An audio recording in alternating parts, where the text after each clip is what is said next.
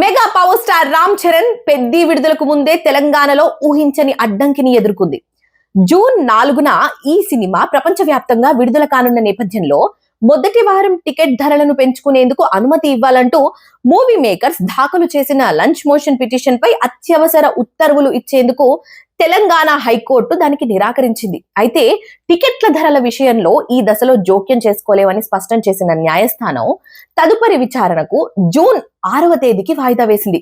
అయితే cinema June 4న విడుదలవుతుండటంతో ఆ తర్వాత జరిగే విచారణ వల్ల ఎలాంటి ప్రయోజనం ఉండదని భావించిన చిత్ర నిర్మాణ సంస్థ తరపు న్యాయవాది తమ పిటిషన్ ను ఉపసంహరించుకున్నట్లు తెలుపడంతో హైకోర్టు దీనిని కొట్టివేసేసింది. అయితే ఆంధ్రప్రదేశ్ లో పెద్ది చిత్రానికి ప్రత్యేక ప్రదర్శనలు కానివ్వండి, టికెట్ ధరల పెంపుకు అనుమతులు లభించినప్పటికీ తెలంగాణలో మాత్రము పాత ధరలకే సినిమాను ప్రదర్శించాల్సి రావటం ఇప్పుడు ట్రేడ్ వర్గాల్లో తీవ్ర చర్చనీయాంశంగా మారింది.